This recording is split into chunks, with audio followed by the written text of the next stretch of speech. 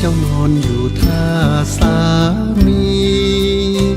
หลายพันหมื่นปีบ่มีท่าทีหัวจะปิกมาเขาปล่อยน้องตั้งป้องคอยหา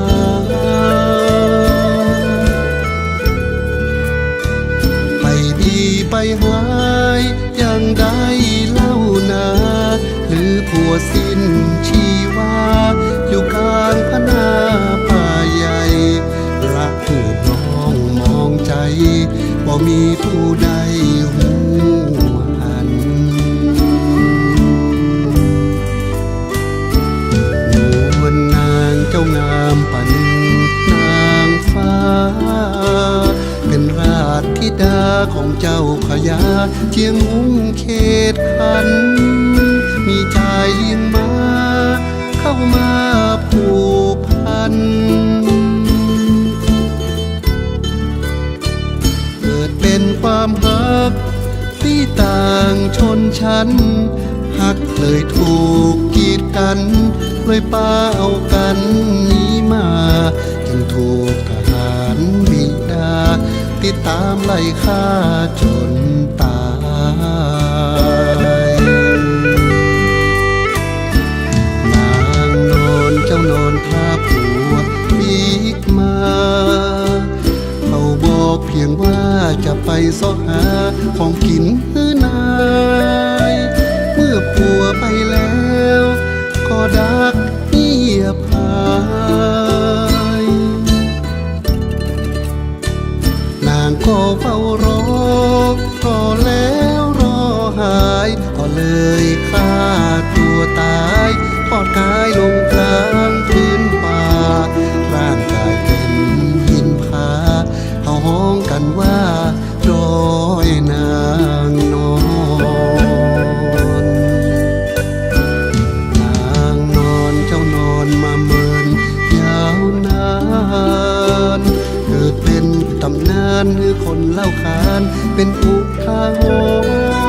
รณ์ต้องนางเป็นธรรมมีน้ำอยู่ในอุทธรซึ่งคนทั้งปวงพ้องคำหลวงนางนอนคนมักไปไว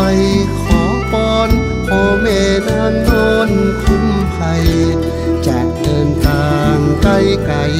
ขอให้ปลอดภัยแน่นอน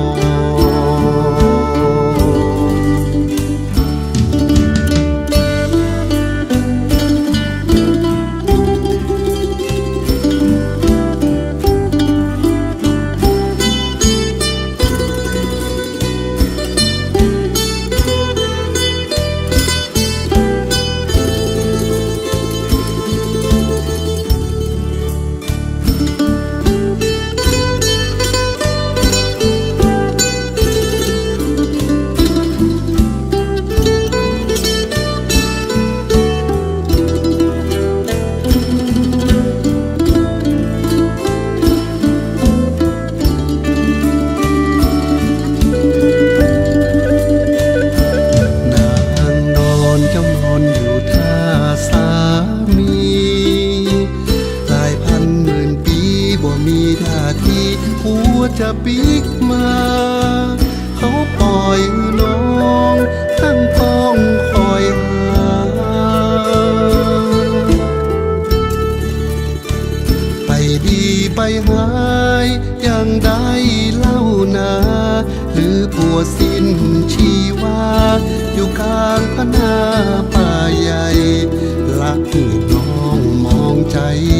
บ่มีผู้ใดหูหันนวลนางเจ้างามปานนางฟ้า